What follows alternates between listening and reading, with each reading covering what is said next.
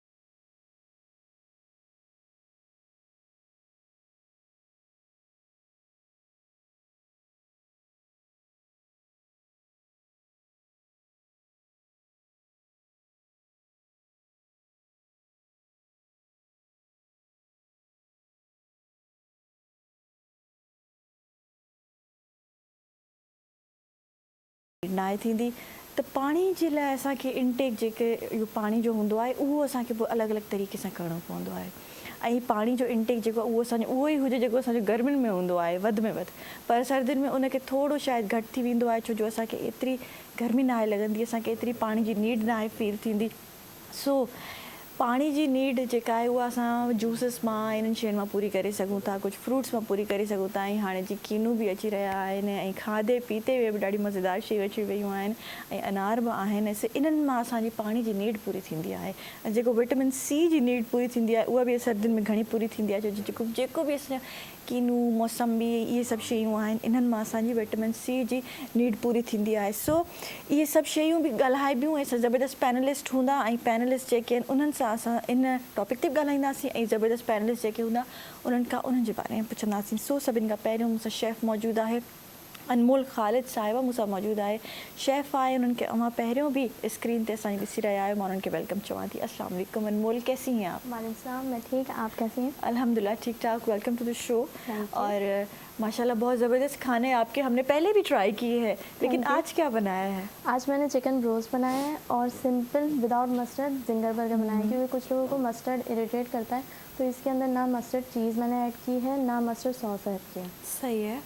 इसकी रेसिपी बताती चलें आप हमें, ताकि जो है नाज़रीन आज अगर रिफ़्रेशमेंट में या फिर अगर लंच डिनर में ये बनाना चाहें तो फिर उनके लिए आसानी हो जाए। जी, जो जिंगर बर्गर है उसकी जो पैटी है, पैटी बनाने के लिए मैंने चिकन का ब्रेस्ट पीस लिया था। उसके अंदर मैरिनेशन के लिए मैंने सॉल्ट, पेपरिका पाउडर, ऑरिगानो और उसके साथ साथ मैंने मैदा ये ऐड किया था। ये ऐड करने के बाद इसकी मैरिनेशन करके, मैदा मैंने बेसिकली अलग कोटिंग के लिए लिया था, लेकिन चिकन की मैरिनेशन में मैंने सिर्फ ये चीज़ें ऐड की थी। और अगर आपको हल्का सा खट्टा फ्लेवर देना है उसके अंदर, तो उसके अंदर आप विनेगर को भी ऐड कर सकते हो, और विनेगर नहीं करना तो आप लेमन जूस भी ऐड कर सकते हो उसके अंदर। उसके बाद मैंने कोटिंग जो इसकी बनाई थी, कोटिंग के अंदर मैंने सेम मैरिनेशन ऐड की थी, जिसके अंदर बस मैंने फ़र्क ये किया था कि जो कुटी हुई लाल मिर्च होती है वो भी मैंने कोटिंग के अंदर ऐड कर दी थी, कि अगर किसी को एक्स्ट्रा थोड़ा सा स्पाइसी चाहिए हो तो वो इसके अंदर ऐड कर सकता है। उसके बाद कोटिंग करके इसको सिंपली फ्राई किया था। अच्छा, मैरिनेशन के लिए अगर आप 20 मिनट्स मैरिनेशन इसकी रख दें, जल्दी आपको फ्राइंग करनी हो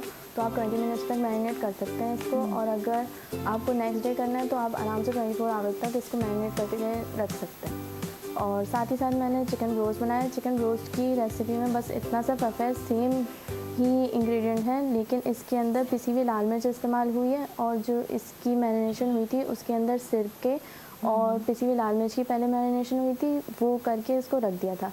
रखने के बाद फिर इसको कुक करने से पहले इसकी मैदे वाली कोटिंग की थी। मैदे की कोटिंग के अंदर उसी तरह मैंने ऑरिगानो हर्ब इस्तेमाल किया था, सॉल्ट इस्तेमाल किया था, चिकन पाउडर डाला था, और साथ में कुटी हुई लाल मिर्च थोड़ी सी ऐड की थी, क्योंकि मुझे ज़रा एक्स्ट्रा स्पाइसी पसंद होता है, तो इस वजह से मैंने उसको इस तरह से कर लिया था। फिर कोटिंग करके मैंने इसको सिंपली फ्राई कर दिया था। सही है। तो ये ज़बरदस्त रेसिपी कंप्लीट हो गई, और उम्मीद है कि नाज़रीन ये तमाम रेसिपीज़ जो हम लोग उनके बताते हैं, हमारे जो ज़बरदस्त शेफ़ आते हैं उनकी ज़बरदस्त रेसिपीज़ आप लोग ज़रूर ट्राई करेंगे। नाज़रीन ब्रेक टीवी ना सी घर पे वापस अचूं था मॉर्निंग एट PTV नेशनल ते।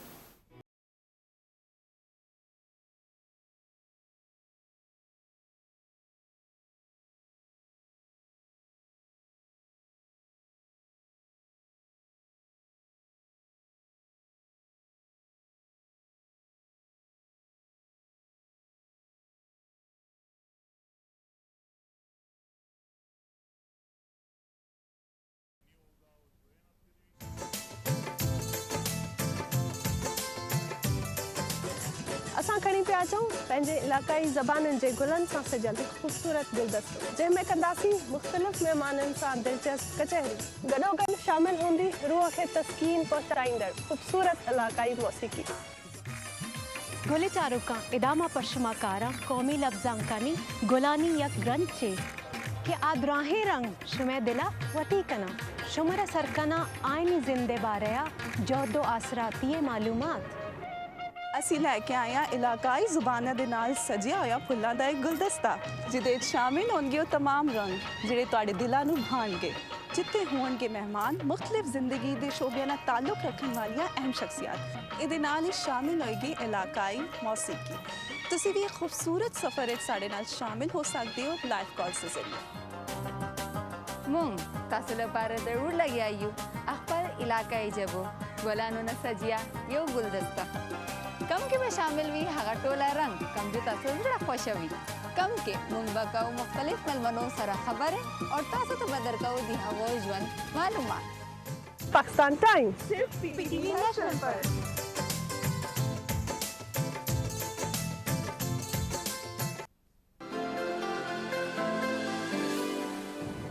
अस्सलाम वालेकुम।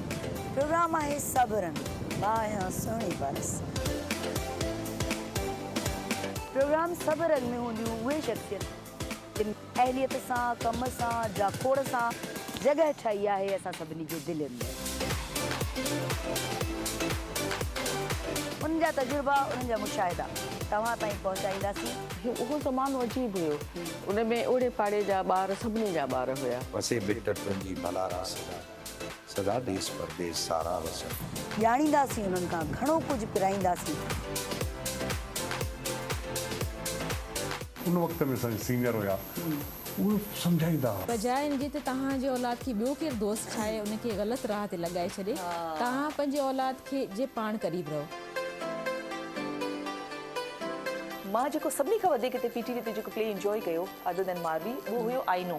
दवा खां कीअं बचंदो एहतियात कयो। ऐं हा सिधी रीत में शामिल थी सघो था कॉल्स करे।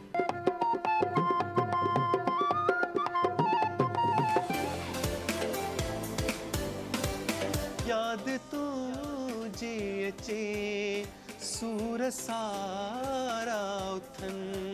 रंधणे जी राणी मूंखे ॾाढो सुठो लॻो अॼु जो इहो नालो। त पोइ ॾिसण न विसारींदा हर ख़मीस जे ॾियारे ते शाम जो 4 खां 6 वॻे ताईं पाण हूंदासीं गॾु ऑनली ऑन पीटीवी नेशनल।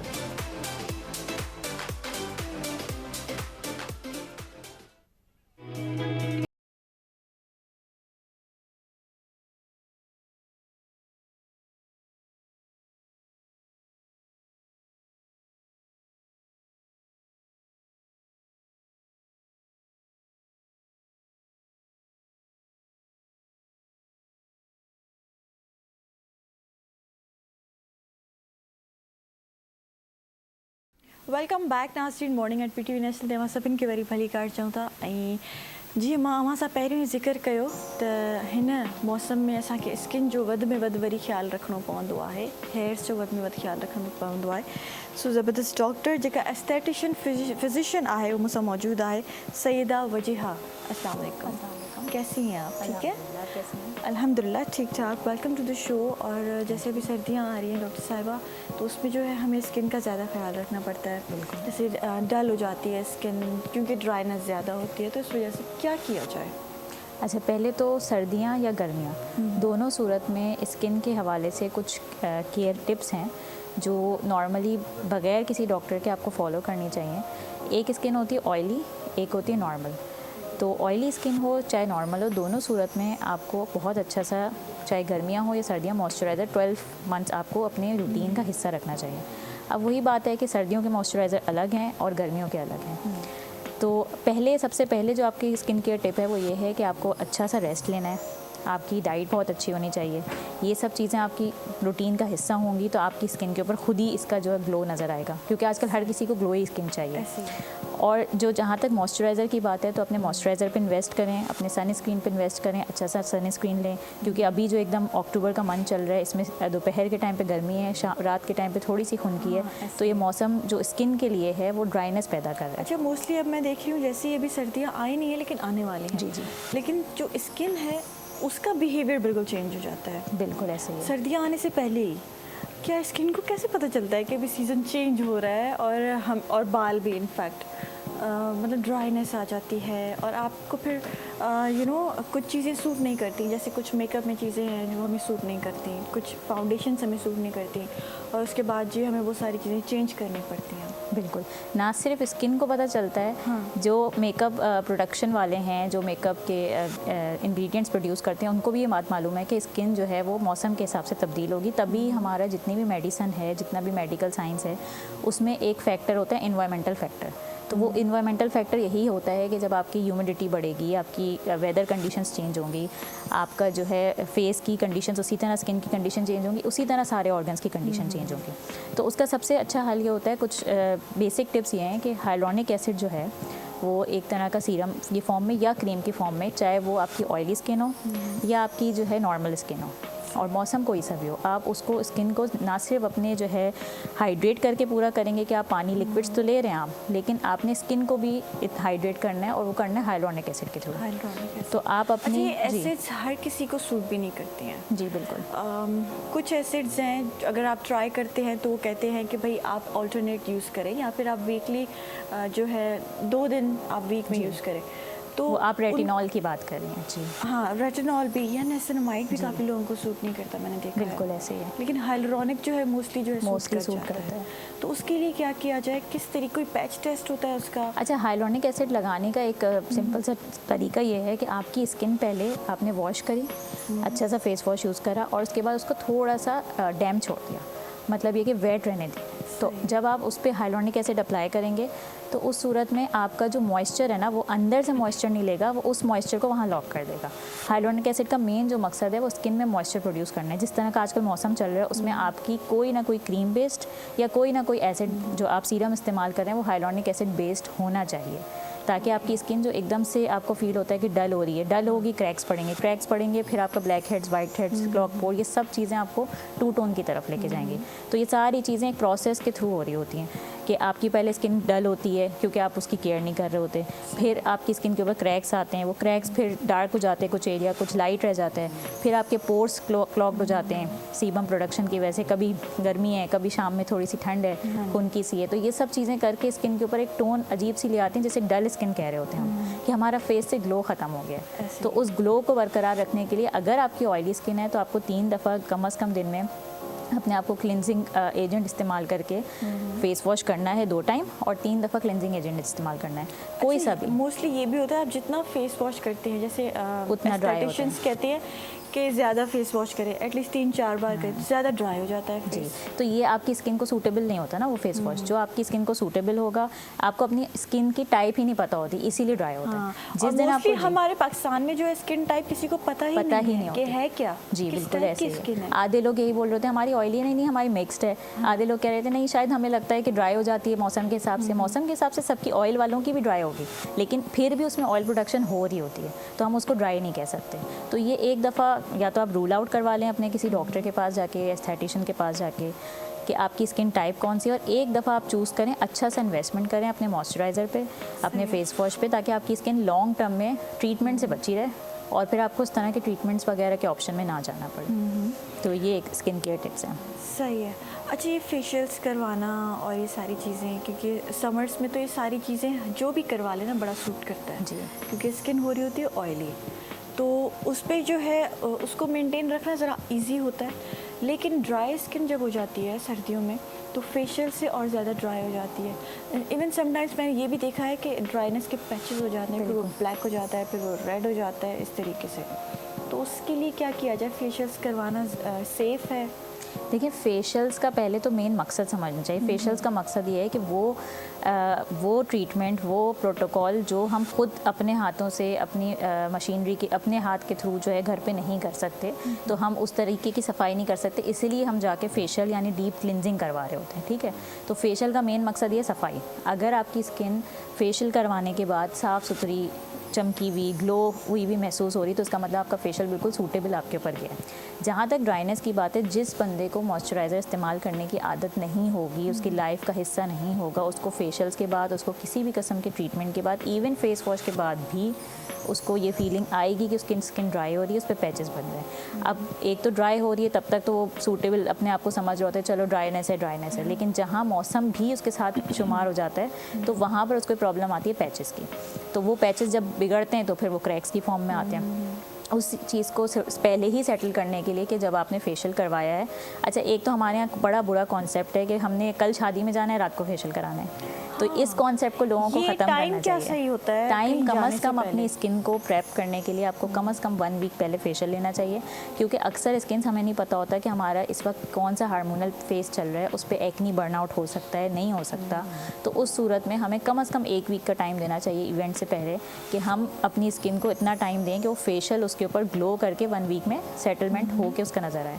लेकिन हम नॉर्मली रात को सुबह जाना होता है, रात को फेशियल करा रहे होते हैं और फिर कहते हैं कि फेशियल से जो है बड़ा फ़ायदा हो गया, नहीं हुआ, नुकसान हो गया, स्किन बहुत रेड हो रही है, अब इस पर मेकअप अप्लाई करना है। तो कम से कम इतना स्किन को सूदिंग का टाइम देना चाहिए कि फेशियल के जो भी इंग्रेडिएंट्स अप्लाई हुए हैं, उसके बाद आप कम से कम उसको इतना टाइम दें कि वो सेटल हो सके स्किन में।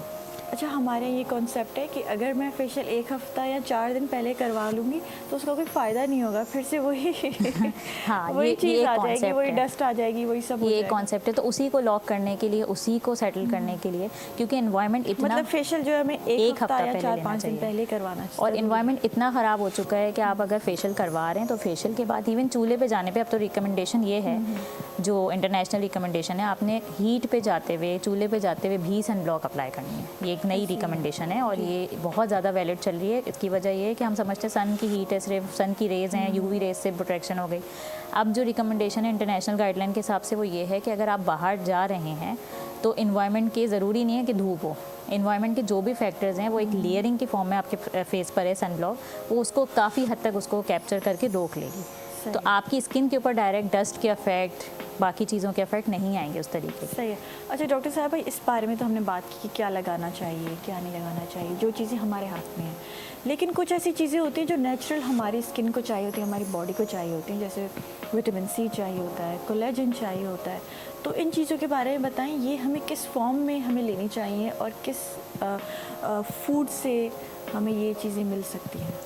ठीक है। अच्छा, कोलेजन जो है ये इस तरह के सप्लीमेंट्स की फॉर्म में आता है, फूड से बिल्कुल मिल सकता है, लेकिन अगर आपकी बॉडी में उसकी रिक्वायरमेंट बड़ी हुई है, या ये समझ लें कि एक सर्टेन एज के बाद आपकी बॉडी में एंटीऑक्सीडेंट्स और कोलेजन वगैरह कम हो जाते हैं, तो उस सूरत में आपको हर सूरत में उसको सप्लीमेंट की फॉर्म में लेना पड़ता है। अच्छा, सप्लीमेंट क्या फ़ायदा देगा या कोलेजन का इटसेल्फ क्या फ़ायदा है? वो एंटी रिंकलिंग एजेंट है, रिंकल्स ख़त्म करता है, जो स्किन एकदम डल हो रही होती है, बॉडी फेस पे जो डलनेस आ रही होती है उसके ऊपर काफ़ी बेनिफिशियल है।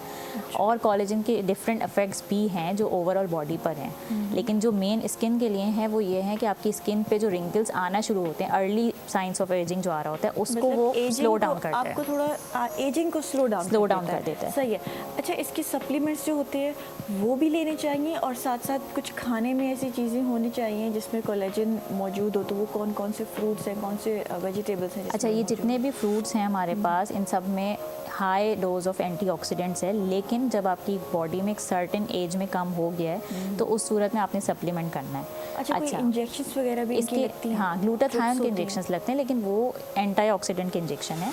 उसका क्या इफेक्ट है? उसका मेन इफेक्ट एक्चुअली हमारे थोड़ा सा मशहूरी हुई है कि वाइटनिंग इंजेक्शन है। वो वाइटनिंग का सबको शौक है, गोरा होना है, लेकिन वो वाइटनिंग इंजेक्शन नहीं है। वाइटनिंग उसका एक साइड इफ़ेक्ट है, जिसको हम या यूँ समझ लें जो पूरी एस्थेटिक का वर्ल्ड है उसके साइड इफ़ेक्ट को इस्तेमाल कर रहे हैं फॉर वाइटनिंग। उसका मेन जो इफेक्ट है वो आपको बॉडी में एनर्जी प्रोड्यूस करना, बॉडी में एंटीऑक्सीडेंट का काम जो है वो ये करना कि आपको डिफरेंट किस्म की चीज़ों से बचाना, जैसे कि आपको इन्फेक्शंस हो रहे हैं, आपकी बॉडी में इन्फेक्शन आ रहा है, आपकी बॉडी में कैंसर सेल प्रोड्यूस हो रहे हैं या इस तरह की प्रोडक्शन हो रही है, उसके खिलाफ काम करना। जितना ज़्यादा एंटीऑक्सीडेंट होगा बॉडी में उतना ज़्यादा आपको जो है इन सब चीज़ों से आप मतलब ये बच जाएंगे। इतनी फ़ायदेमंद है, ये ड्रिप्स इतनी फ़ायदेमंद है, लेकिन इसका जो एस्थेटिक में काम चल रहा है वो ये चल रहा है कि हमें अपनी tone, 1 tone, 2 tone, 3 tone better जो करनी होती है वो ग्लूटाथायोन के थ्रू कर रहे होते हैं। इसके सप्लीमेंट्स भी होते हैं। अच्छा, जब भी आप ड्रिप लगवाएंगे ग्लूटाथायोन की, आपको फीलिंग ये आएगी या आप इसके सप्लीमेंट्स लेंगे कि आप एनर्जेटिक महसूस हो गए, आपको डायरेक्ट ये फीलिंग नहीं आती कि आपके जो है वो वाइटनिंग आना शुरू हो गई। आपको जो सबसे पहली फीलिंग आती है, जो नॉर्मली फीमेल्स बताती हैं क्लिनिक्स में, ओपीडी में, वो ये फीलिंग आती है कि आपके अंदर एनर्जी पहले से ज़्यादा हो गई। तो उसका जो मेन इफेक्ट है ना वो ये है। अब साइड इफेक्ट कब आता है? जी फ़ौरन आ अच्छा, जाती है। क्या स्किन पे उसके कोई साइड इफेक्ट्स होते हैं जैसे एक्नी वगैरह या फिर ऐसा कुछ? ऐसे ग्लूटाथायोन के कोई इस तरह के अप्रूव साइड इफेक्ट्स नहीं हैं कि एक्नी आ जाएगी या कोई इस तरह के मिलेज़मा या हाइपर पिगमेंटेशन हो जाएगी, क्योंकि वो है ही वाइटनिंग की तरफ ले जाने के लिए, तो इस तरह का कोई नहीं है। हाँ, ओवरऑल बॉडी पे उसके काफ़ी बेनिफिशियल इफेक्ट हैं, लेकिन डॉक्टर्स या एज अ कंसल्टेंट आपको ये पेशेंट्स को बताना चाहिए कि जिसके किडनी लिवर के इश्यूज़ हैं उनके अंदर थोड़ी सी इसकी रिस्ट्रिक्शन रखनी पड़ती है। उसके लिए पहले कुछ ब्लड टेस्ट कराने पड़ते हैं, कुछ चीज़ें होती हैं, उसके बाद आप ये फाइनल कर सकते हैं कि आइदर इस पेशेंट को हम ये दे सकते हैं नहीं। अभी हमारे पास पेशेंट क्लिनिक में आते हैं, आके कहते हैं हमें वाइटनिंग ड्रिप्स लगवानी है, बस लगा दें। There is no record of any of the test कि आपका लिवर सही काम कर रहा है, आपका किडनी सही काम कर रहा है, क्योंकि हम अगर LFT डिरेंज है या किसी को हेपेटाइटिस हुआ हुआ है या चल रहा है, तो हम उस सिनेरियो में ग्लूटाथायोन नहीं दे सकते। वो उसका लिवर की टॉक्सिसिटी करा सकते हैं, लिवर के फंक्शन को ख़राब कर सकता है। अच्छा, वो ख़वातीन जो एक्सपेक्ट कर रही हैं वो लगा सकती बिल्कुल, हैं? उसमें उन सब सिनेरियो में ब्रेस्ट फीडिंग या जो एक्सपेक्ट करिए उसमें एक तो ग्लूटाथायोन, ये सारी चीज़ें बहुत सोच समझ के प्रॉज एंड कॉन्स देख के देखते हैं। अव्वल तो देनी ही नहीं चाहिए, लेकिन अगर दे रहे हैं तो उस सूरत में जो है वो बहुत ज़्यादा कि कितनी ज़रूरत है और कितनी नहीं है। इतनी अशद ज़रूरत इसकी नहीं है।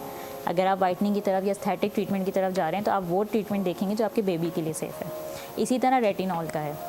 रेटिनॉल हमारे माशरे में ओवर रेटेड हो गया है, रेटिनॉल सीरम कि बस रेटिनॉल लगाना है, हमें रेटिनॉल लगाना है, लेकिन रेटिनॉल की कुछ चीज़ें जो एज अ आपको डॉक्टर पेशेंट्स को बताना चाहिए, और जो कंपनीज़ भी रेटिनॉल प्रोड्यूस कर रही हैं उनको भी मेंशन करना चाहिए बार बार कि ब्रेस्ट फीडिंग या प्रेगनेंसी में किसी सूरत भी सूटेबल नहीं है। हम प्रोडक्ट्स तो ले आते हैं मार्केट में और बेचने का भी बड़ा अच्छा काम करते हैं, लेकिन पेशेंट सेफ्टी, हम बिल्कुल पेशेंट सेफ्टी पे बात नहीं करते हैं। तो ये सारी चीज़ें जो है ना कुछ आती हैं, आपकी जिम्मेदारियों में आती हैं एज अ मॉर्निंग शो पे के तौर पर और एज अ डॉक्टर के तौर पर, कि आप पेशेंट को और आप जितनी भी आवाम है उनको एक गाइड करें कि कुछ चीज़ें प्रेगनेंसी और ब्रेस्ट फीडिंग में एस्थेटिक की सेफ़ नहीं हैं। अच्छा, मैं तो कहती हूँ जो लेज़र ट्रीटमेंट्स होते हैं वो सारी चीज़ें भी प्रेगनेंसी में जब तक अवॉइड कर सकते हैं, भी नहीं करवाना चाहिए। नहीं करना, जब तक अवॉइड कर सकते हैं आप अवॉइड करें। अगर अशद ज़रूरत नहीं है तो आप नहीं करें। वैसे भी एस्थेटिक ट्रीटमेंट्स जो हैं ये सारा एक तरह से कॉस्मेटिक की तरफ है। तो कॉस्मेटिक, अगर आपको इन प्रेगनेंसी इस तरह की कोई सीरियस कंडीशन या कोई ऐसी फ़ौरन वाली कंडीशन नहीं है तो आप उसको फारिग हो के फिर उसको डील आउट करें। अच्छा, आजकल हमारे यहाँ हाइड्रा फेशियल की भी बड़ा ट्रेंड चला हुआ है, और उसके साथ साथ वैम्पायर फेशियल का भी बड़ा ट्रेंड चला हुआ है। इनके बारे में बताएं। अच्छा, हाइड्रा फेशियल जो है वो फेशियल है जो स्टार्ट हुआ था एक मशीन के थ्रू, जिसमें उस वक्त 7 स्टेप थे, फिर वो आहिस्ता आहिस्ता बढ़ते बढ़ते 13 स्टेप पे पहुंचा। फिर और जितने स्टेप्स उतने पैसे। जी, जितने स्टेप उतने पैसे, जितनी बड़ी मशीन उतने ज़्यादा पैसे। तो ये डिपेंड करता है। अच्छा, इसमें सारा जो मेन मकसद है ना वो मशीन तो है, बिल्कुल मशीन से आपके हाथ नहीं लग रहे, हाइजीनिक है। तो मैंने देखा डॉक्टर साहब हर जगह सेम है। तो उसमें स्टेप्स कैसे बढ़ा दिए हैं? अच्छा, इसमें स्टेप्स इस तरह बढ़ते हैं कि एक 7 प्रोब्स की मशीन आ रही है, एक 13 प्रोब्स की मशीन आ रही है। उसमें थोड़ा सा RF का मतलब रेडियो फ्रिक्वेंसी बढ़ी हुई है, किसी में जो है आइसिंग का जो हैमर होता है वो थोड़ा सा पावर का है। तो इस तरह की चीज़ें उन्होंने एडजस्ट करी हुई हैं। लेकिन इसका जो मेन मकसद है ना वो ये पता होना चाहिए किसको कराना चाहिए। जिसकी स्किन के ऊपर मॉइस्चर नहीं आ रहा हो वो हाइड्रा फेशियल की तरफ जाए। जो बिल्कुल ड्राई स्किन हो रही हो या इस तरह की स्किन हो रही हो जिसमें आपको ये फीलिंग आ रही हो कि भाई हम बहुत ज़्यादा ड्राई, हमें उस तरह इतना लगा कर भी इतना नहीं महसूस हो रहा, हर किसी के ऊपर हाइड्रा फेशियल। ये बोला जाता है हाइड्रा फेशियल आप एवरी मंथ कराते हैं, लेकिन हर किसी को सूट नहीं करता। जैसे मेरी जो स्किन है मुझ पर हाइड्रा फेशियल सूट नहीं करता। तो मतलब ऑयली स्किन वालों को नहीं करवाना चाहिए। ऑयली स्किन वाले भी करा सकते हैं, एक्नी वाले भी करा सकते हैं, लेकिन अगर आपकी स्किन के ऊपर ऑलरेडी बहुत मॉइस्चर है या ऑलरेडी आपकी स्किन इतना प्रोड्यूस कर रही है सीबम, या फिर आपकी स्किन इतना ग्लो है, या अगर आपकी स्किन के ऊपर रिंकल्स बहुत ज़्यादा हैं, तो hydra facial sort of machine की फॉर्म में वो आपकी रिंकल्स बढ़ा भी सकता है और कम भी कर सकता है। टाइटनिंग इफेक्ट भी दे सकता है और कम भी कर सकता है। लेकिन पर्सनली मुझे हाइड्रा फेशियल एक बस मशीन के फॉर्म में अच्छा लगता है कि हाँ ठीक है, एक मशीन है, हाइजीनिक पर्पस के तौर पे हो रहा है कि हाइजीन है, किसी का हाथ नहीं लग रहा। असल में जो उसका मेन मकसद है उसमें जो ऑक्सीजन मास्क इस्तेमाल होता है, जो उसके अंदर डिफरेंट किस्म के सीरम्स इस्तेमाल होते हैं, उससे थ्रू पीलिंग, फिर उसके बाद एक्सफोलिएटिंग, ये सारी चीज़ें जो हो रही हैं, ये एक उसका बेटर अच्छा, लेकिन डॉक्टर साहिबा उसमें जो मशीन के टूल्स हैं वो भी तो सैनिटाइज होने चाहिए, सैनिटाइज होने चाहिए, और वो भी तो हर किसी के फेस पे हर किसी के फेस पे होते इससे हैं। अच्छा है कि हाथ वाले फेशियल्स ना करवा लें, क्योंकि हाथ आप वॉश कर रहे हैं। जी बिल्कुल, ये मेरा भी यही कॉन्सेप्ट है और मेरा भी थोड़ा सा इस बात पे है इख्तिलाफ, लेकिन ये कि ज़ाहिर है कुछ चीज़ें माशरे का हिस्सा बन जाती हैं, आप उसको इतना डील आउट नहीं कर सकते। तो हाइड्रा फेशियल का यही है कि आपके सैनिटाइज होने चाहिए टूल, अगर आप जिस जगह से करा रहे हैं वहाँ की आपको सेफ्टी सिक्योरिटी पता हो अपने लिए। पेशेंट को तो अपना सोचना चाहिए कि भाई यहाँ पे कितना सफाई का ख्याल रखा जा रहा है, वरना नहीं कि आप अपने सामने उससे जो है अल्कोहल स्वैब से साफ करवा के फिर आप इस्तेमाल करें। जहाँ तक आपने वेम्पायर फेशियल की बात करी है, वेम्पायर फेशियल इसलिए वेम्पायर के नाम से मशहूर हो गया है कि ये एक तरह से PRP फेशियल है। PRP आपको पता होगा, प्लेटलेट रिच प्लाज्मा।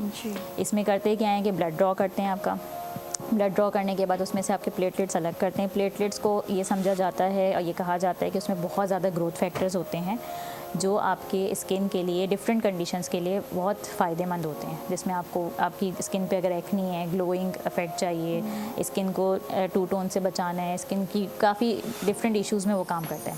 अच्छा, वेम्पायर फेशियल में एक तरह से कुछ लोगों का ये भी सिस्टम हो चुका है कि उसमें उन्होंने कॉकटेल्स इस्तेमाल करने शुरू कर दिए। कॉकटेल्स फॉर स्किन, कॉकटेल्स क्या हो सकते हैं? कॉकटेल्स में डिफरेंट किस्म के सीरम्स होते हैं, डिफरेंट किस्म के anti acne, anti ageing products होते हैं जो उस वेम्पायर फेशियल में विद PRP इस्तेमाल हो रहे होते हैं। अच्छा, वेम्पायर फेशियल में PRP जो है वो थ्रू माइक्रो नीडलिंग हो रहा होता है, माइक्रो नीडलिंग डॉक्टर पेन के थ्रू हो रहा होता है। दूसरा ऑप्शन जो है PRP करवाने का वो ये है कि आप उसको इंजेक्टेबल फॉर्म में करवा लें, मतलब ये कि इंटरडर्मल उसके इंजेक्शंस लगवा लें पूरे फेस के ऊपर, और उससे भी वही इफेक्ट आता है। लेकिन फीमेल्स के लिए ज़्यादा सूटेबल माइक्रो नीडलिंग रहता है, क्योंकि वो उसका डाउन टाइम कम होता है, बहुत ज़्यादा सूजन नहीं आती, इन्फ्लेमेशन नहीं होती, अगले दिन काम पे भी जा सकते हैं, इतना इशू नहीं होता। तो नो डाउट वेम्पायर फेशियल के दोनों चीज़ें सेफ है, लेकिन स्किन टाइप देखनी पड़ेगी। स्किन टाइप आपकी क्या है, क्या ऑयली है या ड्राई है, उस हिसाब से आपको फेशियल जो है चूज करना बिल्कुल। लेकिन वेम्पायर फेशियल में PRP क्योंकि आपका यूज़ हो रहा होता है, तो अब उस पेशेंट को जिसकी एक्नी उसी वक्त निकली हुई है, फ्रेश एक्नी है या ये कि एक्नी एक्टिव है, उसमें किसी सूरत भी PRP या इस तरह की कोई चीज़ हम नहीं करेंगे। हाइड्रा फेशियल ले सकते हैं लेकिन PRP नहीं कर सकते। Thank you so much doctor साहिबा, और काफ़ी हमें नॉलेज मिली स्किन के हवाले से, क्योंकि अभी ड्राई स्किन होने वाली है हमारी, और क्योंकि सर्दियाँ आने वाली हैं। नाज़रीन, ब्रेक ते वेंदासीं, वरी वापस अचूं था मॉर्निंग एट PT विनासीं था।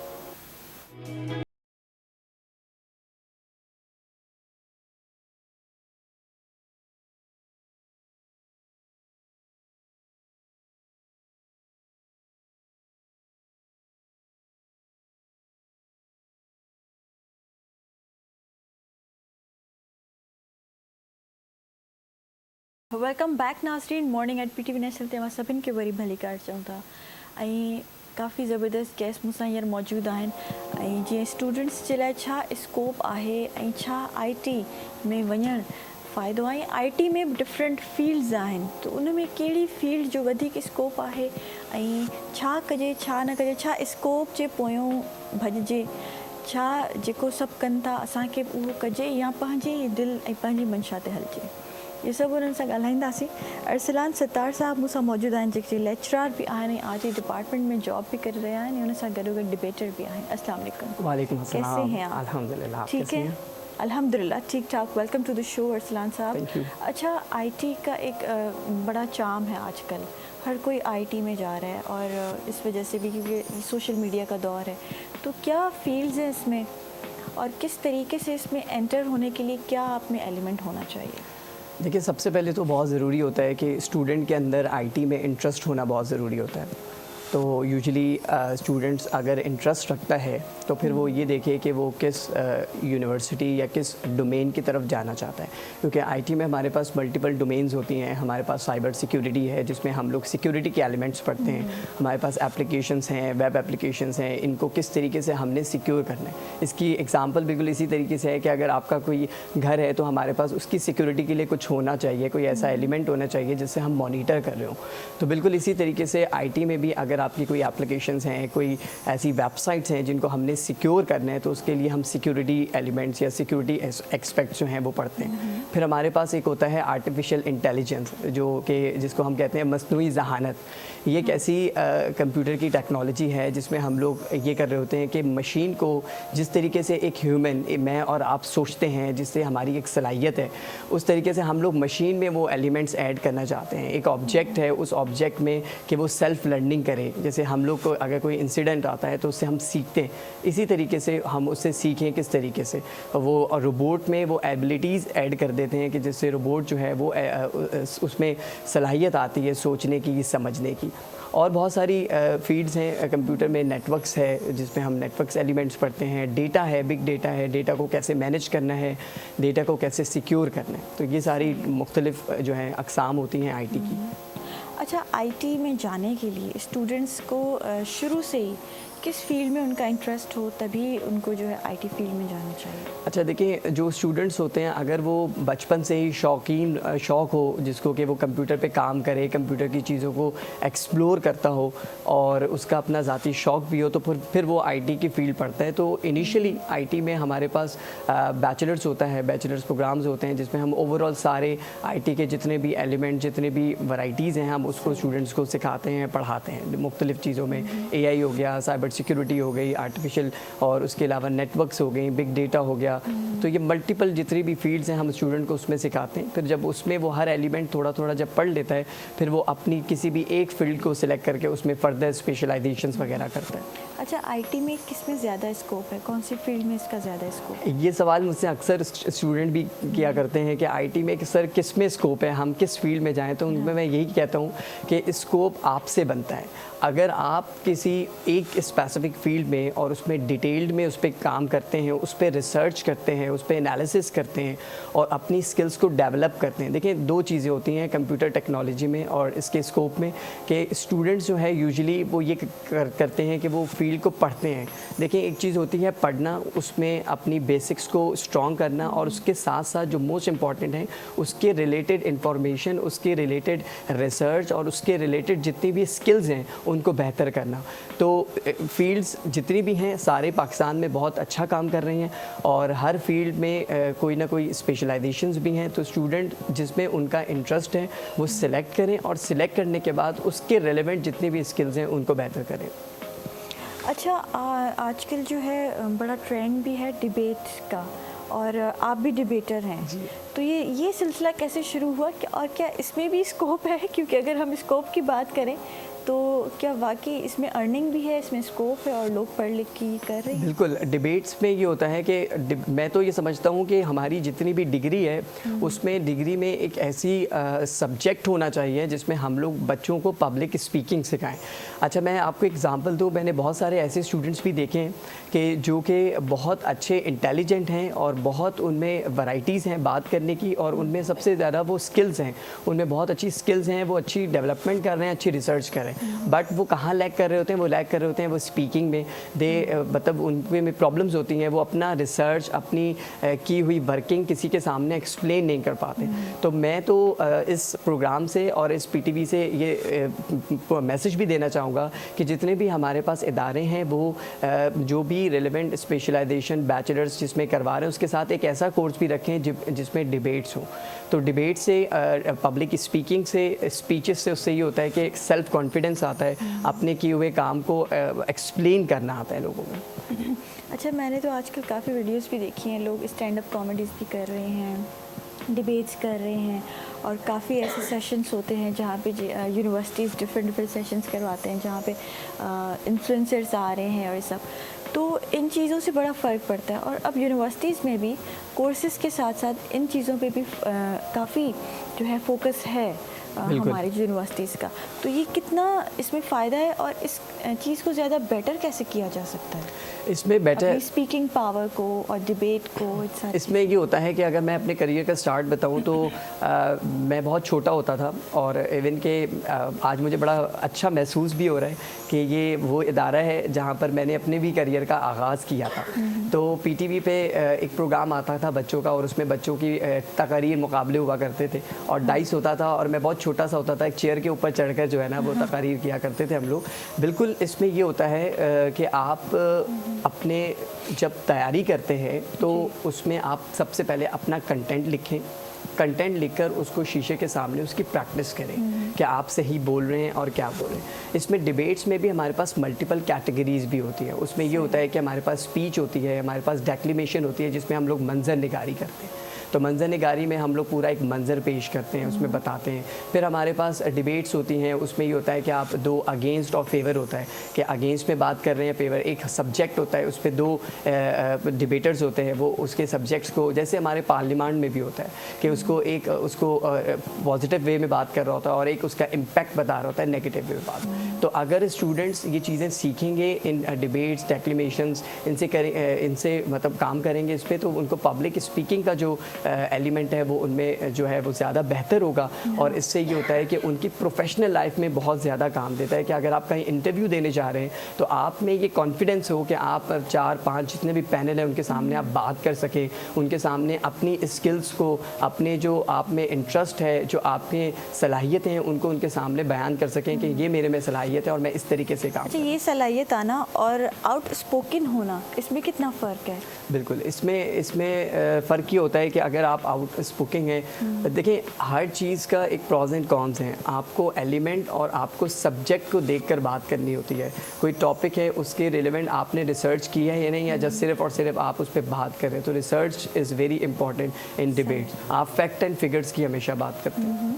मतलब जो है आप बात कर रहे हैं तो काम की बात करें, जो अगला इंटरेस्ट भी ले, उसको सुने। बिल्कुल सही है, और उसे कुछ हासिल कर सके। अच्छा, आपने काफ़ी इंटरेस्टिंग बातें की हैं, तो मैं अभी यही सोच रही थी कि आपकी क्या जर्नी है, आपने कैसे क्या तालीम हासिल की, क्या स्ट्रगल्स देखी, कि काफ़ी यंगस्टर्स आपसे अभी इंस्पायर होने वाले हैं, आपको सुन रहे हैं।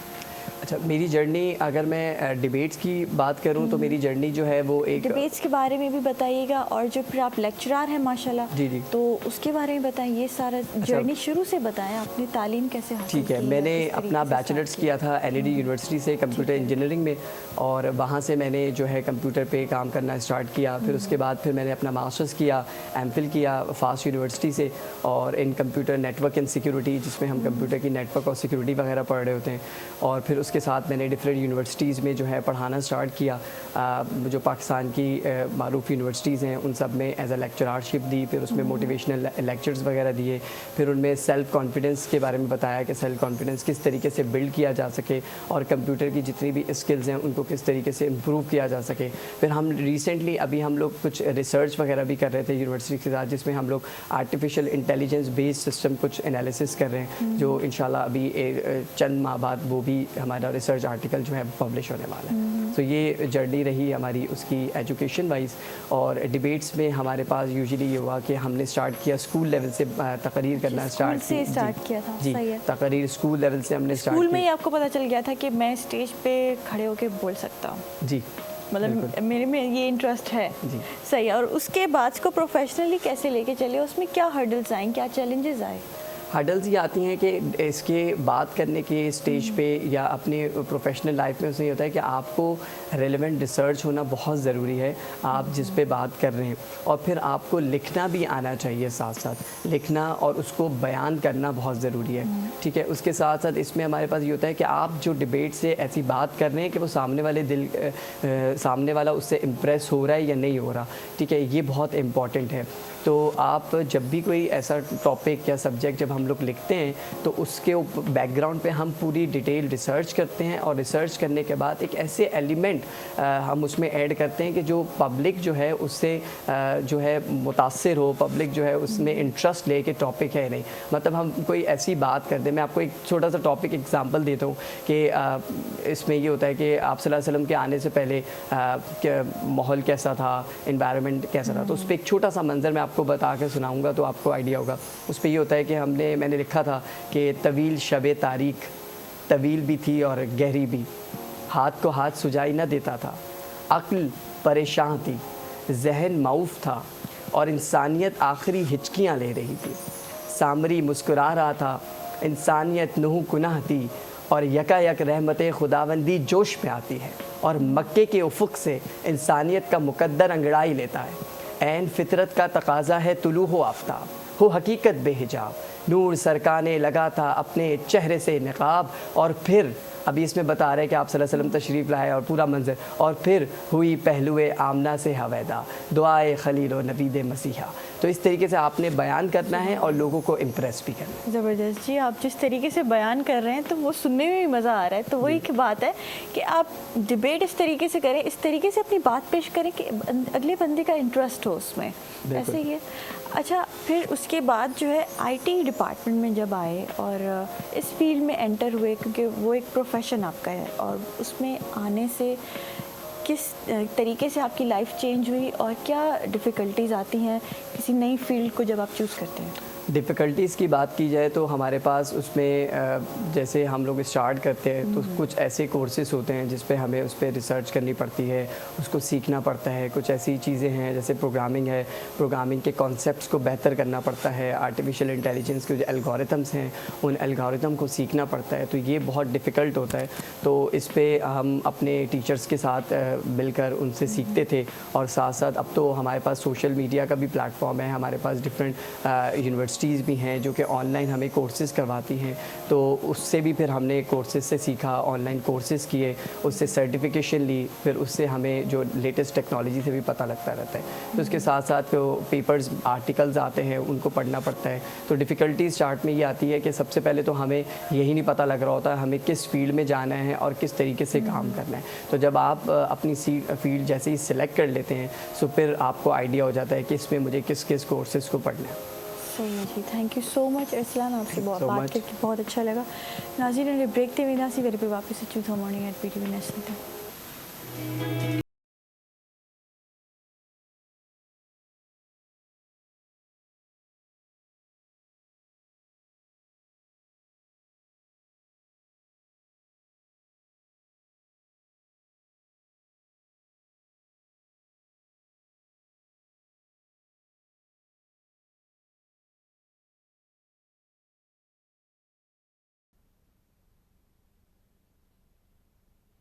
वेलकम बैक नाज़रीन, मॉर्निंग एट PTV नेशनल ते सभिनि खे वरी भली कार चऊं था। ऐं ज़बरदस्त गेस्ट मूं सां हींअर मौजूदु आहिनि जेके general secretary Al Hadid private schools and management आहिनि, ऐं उन सां गॾो गॾु जी डायरेक्टर ऑफ डिफरेंट स्कूल्स आहिनि। सो मोहम्मद मोहतशिम हुसैन साहब की मैं वेलकम चवां थी प्रोग्राम में। अस्सलाम वालेकुम सर, कैसे हैं आप? Welcome to the show. Thank you. अच्छा सर, सबसे पहले तो आप माशाल्लाह काफ़ी कुछ कर रहे हैं, जनरल सेक्रेटरी भी हैं और डायरेक्टर ऑफ डिफरेंट स्कूल्स भी हैं जी। लेकिन आपकी जर्नी कैसे स्टार्ट हुई? आपने खुद क्या तालीम हासिल की? देखिए, वैसे तो मैंने masters in commerce MCOM marketing में किया हुआ है फ्रॉम यूनिवर्सिटी ऑफ कराची। लेकिन ये जो सफ़र है ये तकरीबन 18-20 साल पुराना है, जब मैंने ख़ुद इंटरमीडिएट कंप्लीट किया था और ग्रेजुएशन लेवल पे एडमिशन लिया था BCom के अंदर। वहाँ से मैंने अपनी ट्यूशन्स का आगाज़ किया था, छोटे छोटे बच्चों को ट्यूशन्स वगैरह पढ़वाते थे। तो जब तक मेरा ग्रेजुएशन, ट्यूशन्स का सिलसिला आपने कैसे स्टार्ट किया? घर से स्टार्ट किया या फिर आप घरों पे जाके पढ़ाते थे या कोई इंस्टीट्यूट? नहीं, मेरे एक टीचर थे, उन्होंने मुझे अपने पास कोचिंग में बुला लिया था। अच्छा, कि आप घर में फ्री क्यों हो, टाइम वेस्ट ना करो, तो शाम के टाइम फ्री होते हो तो 1-1.5-2 घंटे के लिए मेरे पास कोचिंग सेंटर आ जाएगा। ठीक है। तो वो हमारे कोचिंग सेंटर हुआ करता था। तो मेरे वो टीचर भी थे, सर आलम नाम था उनका, तो वो मुझे इस फील्ड में लेकर आए। वहाँ से फिर हमारे जो एजुकेशन कैरियर है उसका आगाज़ हुआ।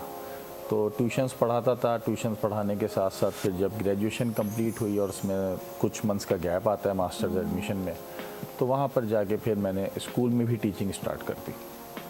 और फिर वो टीचिंग का सिलसिला चलता चला गया और साथ साथ जो है वो अपनी तालीम भी चलती रही। और इसी तरह करते कराते फिर हमने। ये मोटिवेशन मोहतशिम साहब कहाँ से आई कि पढ़ भी रहे हैं और काम भी कर रहे हैं? बेसिकली देखें, पुराना जो दौर था उस दौर के अंदर जो है ना, वो कमाने वाला एक होता था जो जिसको वालिद साहब फादर कहा जाता था, और पूरी फैमिली को वो सपोर्ट किया करते थे। तो हमारा भी कुछ इसी किस्म का सिलसिला था। तो इंटर करने के बाद ग्रेजुएशन लेवल जब मैं आया तो मैंने ये सोचा कि क्यों ना अपना जो एक्सपेंस है, एजुकेशनल एक्सपेंस है, या जो फीस वगैरह है, या जो हमारी अपनी पॉकेट मनी है, उसको खुद से अफोर्ड किया जाए। यहाँ से जो है फिर ट्यूशन की भी एक सपोर्ट मिल गई थी पढ़ाने के बाद। लेकिन हमारे जो है कुछ ऐसे यंगस्टर्स में ये सोच बड़ी देर से आती है, जब उन पे ज़िम्मेदारी आती है, जब शादियाँ की जाती हैं उनकी। लेकिन एक उस स्टूडेंट लेवल पे उस एज में ये सोच नहीं आती है, तो क्या इसमें आपके पेरेंट्स का हाथ था? नहीं कि देखिए, ये डिपेंड करता है आपकी रिस्पॉन्सिबिलिटीज़ पे नहीं, ये डिपेंड करता है आपकी तरबियत के ऊपर। आप किस इन्वायरमेंट में हैं, आपको किस तरीके से गाइड किया जा रहा है, आपका जो फ्रेंड सर्कल है वो किस किस्म का है। अगर तो आपका फ्रेंड सर्कल रिस्पॉन्सिबिलिटीज़ वाला है और वो चीज़ों को नोट डाउन करता है, वक्त की अहमियत का उनको अंदाज़ा होता है, तो आपकी जो पूरी गैदरिंग होती है, जितने भी दोस्त जब आप सर्कल्स में होते हैं, वो कहीं ना कहीं अपनी अपनी रिस्पॉन्सिबिलिटीज़ को लेके चल रहे होते हैं। और यहाँ पे बड़ा अच्छा मैसेज भी हमें मिल रहा है कि आप जब अपने दोस्तों के साथ में सर्कल्स जब आप चूज़ कर रहे हैं, जिन लोगों के साथ आप उठ बैठ रहे हैं, ये बड़ा ज़रूरी है कि वो आप उनको ये देखें कि वो कहीं टाइम वेस्ट तो नहीं कर रहे हैं, बिल्कुल ऐसे, कहीं वो काम की बात से हट के कहीं आलतू फालतू बातें तो नहीं कर रहे हैं। बिल्कुल ठीक, तो उससे बड़ा फ़र्क पड़ता है, बहुत फ़र्क पड़ता है। हम भी ऐसा नहीं है कि बस रिस्पॉन्सिबिलिटीज़ का बोझ उठाया जी और काम के लिए निकल गए, नहीं ऐसा नहीं है। पार्ट टाइम ट्यूशन्स होती थी, हम अपने दौर में जो है वो जो हमारे गेम्स थे, क्रिकेट थी, वो भी खेला करते थे और लाइफ को एंजॉय किया करते थे। लेकिन सर्कल आपका अच्छा था? सर्कल अच्छा था, सही। एक अच्छा सर्कल मिल गया और उस तरीके से हम जितने भी दोस्त अहबाब थे माशाल्लाह हर कोई किसी न किसी फील्ड में आज एक अच्छी जगह मौजूद है। मैंने टीचिंग को सिलेक्ट किया तो उसी के अंदर मुझे एक अच्छा रिस्पांस मिलता चला गया। कुछ अरसे के बाद मौका मिला, हम 2-4 दोस्त जो कोचिंग में एक साथ ही पढ़ा रहे होते थे, उन्होंने पहले स्कूल की बुनियाद रखी जिसका नाम है city grammar school and college. तो कोचिंग से हमने फिर अपने आप को स्कूलिंग में कन्वर्ट किया, फिर एक स्कूल, उसके बाद मौका मिला दूसरा स्कूल, तीसरा, और फिर कॉलेज के कैंपसेस, और चलते चलते आज यहाँ पहुँच गए। सही है। अच्छा, इस फील्ड में जब आप एजुकेशन की फील्ड में आए, क्या डिफरेंट माहौल था तब जब आपने स्टार्ट किया इस फील्ड में, और उसके बाद अब कितना चेंज देख रहे हैं? लेकिन चेंज एजुकेशन के अंदर इतना नहीं आया। हाँ, ये है कि जिस टाइम हम पढ़ रहे थे या हमने जब पढ़ाना स्टार्ट किया था, उस टाइम जो है स्टूडेंट्स के अंदर एक डर पाया जाता था, एक खौफ पाया जाता था कि जी फलाना टीचर आ रहे हैं, और ऐसे समझ लें कि अगर वो अपना असाइनमेंट्स कंप्लीट करके नहीं लाए, होमवर्क कंप्लीट करके नहीं लाए, तो एक डर होता था कि सर या मिस जो हैं अभी मुझे पूछेंगी और इसके बारे में सवाल करेंगी या मुझे इसके ऊपर पनिशमेंट मिल सकती है। अब स्टूडेंट्स डरते नहीं, अब वो डर नहीं है। उसकी वजह ये है कि अब पेरेंट्स का वो कॉपरेशन नहीं है एजुकेशन के साथ। अब पेरेंट्स कहते हैं आपने हमारे बच्चे को पनिशमेंट भी नहीं देनी, वो कहते हैं आपने हमारे बच्चे से कोई गैर ज़रूरी सवाल भी नहीं करना। हम उनसे कोई गैर ज़रूरी सवाल नहीं कर रहे हैं। क्या वाकई पेरेंट्स ये चीज़ें डिमांड करते हैं? जी बिल्कुल करते हैं। फिजिकल पनिशमेंट का तो कॉन्सेप्ट अब ख़त्म हो गया है, जबकि हमारे दौर के अंदर तो अगर हमें टीचर कोई पनिश करता था तो हम घर जाके बताते भी नहीं थे कि वालिदैन जो है उन्होंने 2 सवाल करे फिर 2 लगा देने, कान पकड़ देने हैं, और अब पॉकेट मनी उस दिन की बंद हो जाएगी, बाहर नहीं जाने देंगे, गेम्स नहीं खेलने देंगे। आज ऐसा नहीं है। आज आप पनिशमेंट असाइनमेंट्स के ऊपर कह रहे हैं। अभी लास्ट वीक में मैंने अपने कैंपस के अंदर स्टूडेंट्स को खड़ा किया और बोला ये अपनी हेयर कटिंग कराओ, तो उनके साथ पेरेंट्स खुद आ गए नेक्स्ट डे कि जी हम ये कटिंग नहीं करवा सकते। सही। अब आप बताएं इसका क्या करें। जब आप इस लेवल पे जाके अपने बच्चे को आज लेकर आएंगे, आगे वो आपको कैसे रिजल्ट देगा? आपको कहीं ना कहीं ब्रेक लगानी है, और यही वजह है कि एजुकेशन दिन ब दिन ग्रेड्स की तरफ जा रही है। यानी अब हम लोग जो है ना नंबर्स की दौड़ में लगे हुए, काबिलियत की दौड़ में नहीं है। आज से 15 साल पहले चले जाएं, 20 साल पहले चले जाएं तो 75%, 70% एक अच्छी परसेंटेज होती थी। उस बच्चे के अंदर काबिलियत होती थी, टेस्ट के अंदर पास आउट होता था, उसके अंदर एक कहें कि नॉलेज का ज़ख़ीरा मौजूद था। लेकिन आज के दौर में 85 to 90% बच्चे लेकर आ रहे हैं बोर्ड एग्जाम्स में और दूसरी चीज़ों के अंदर, उनके बेसिक कॉन्सेप्ट ही मौजूद नहीं है। रट्टाफिकेशन, अच्छा रट्टाफिकेशन पे रट्टा, टोटल रट्टा। अब आप हमारा पेपर देखें, 5 ईयर याद कर लें, पेपर हो गया। आपने कहा नॉलेज की लैकिंग है अब, तो मेरे ख्याल से सोशल मीडिया का दौर है और हर चीज़ आपके फिंगर टिप्स पे है। नॉलेज मेरे ख्याल से ज़्यादा बढ़ नहीं गई? नहीं, देखें, या फिर ज़्यादा ओवरलोड हो गई है? ये चीज़ें डिपेंड करती हैं आप सोशल मीडिया जो यूज़ कर रहे हैं किस वे में यूज़ कर रहे हैं। हम आजकल सोशल मीडिया सिर्फ इसलिए यूज़ कर रहे हैं, सॉरी टू से, कि आज मैंने फ़लाना रेस्टोरेंट पे लंच किया था, फलाने पे मैंने जो है वो डिनर किया था, गेम्स के अंदर मैंने 2 छक्के लगा दिए थे, और XYZ। मैं जस्ट अपनी आउटिंग डिक्लेयर कर रहा हूँ। कितने लोग इन सर्चिंग ऑफ एजुकेशन को सोशल मीडिया यूज़ कर रहे हैं, या अपने असाइनमेंट्स डिक्लेयर कर रहे हैं, या वो ये जो हमारे पास ये ई टेक्नोलॉजी बहुत तेज़ी से इम्प्रूव कर रही है, इसको पॉजिटिव कितना लोग लेके चल रहे हैं। आज एंड्रॉयड तो हर बंदे के हाथ में मौजूद है, लेकिन वो तो वीडियो कॉल और तस्वीरें खींच लेना और पर्सनल इंटरेस्ट है ना, ये सारी चीज़ें आप उसको कितना पॉजिटिव अपने वे में लेके चल रहे हैं। मोहतशिम साहब सोशल मीडिया मज़ीद आएंगे, लेकिन अभी एजुकेशन की बात करते हैं, वो भी बड़ा अहम टॉपिक है। और स्कूल्स और कॉलेजेस के साथ साथ ये जो हमारा कोचिंग सेंटर और ट्यूशन्स का एक ट्रेंड है, काफ़ी सालों से है। जब सोशल मीडिया नहीं था तब भी तब भी था। तो क्या ये सही है? क्या इससे वाकई एजुकेशन में फ़र्क आता है? उस बच्चे की ग्रूमिंग होती है? देखिए, ग्रूमिंग तो हर एजुकेशन प्लेटफॉर्म पे होती है, गोया वो स्कूल हो, कोचिंग सेंटर हो, एकेडमी हो। लेकिन ये चीज़ स्कूल और कॉलेजेस क्यों नहीं करते हैं कि शाम में फिर आपको 5-6 घंटे कोचिंग सेंटर को भी देना पड़ता है? इशू ये नहीं है, इशू ये है कि आजकल के स्टूडेंट ने स्कूल और कॉलेज को सीरियस लिया ही नहीं है। वो बोलते हैं हमने पढ़ने कोचिंग में, आपका माइंडसेट हुआ हुआ। प्लस अगर आप कोचिंग नहीं जाते तो शायद घर वाले समझते हैं हमारा बच्चा पीछे ना रह जाए।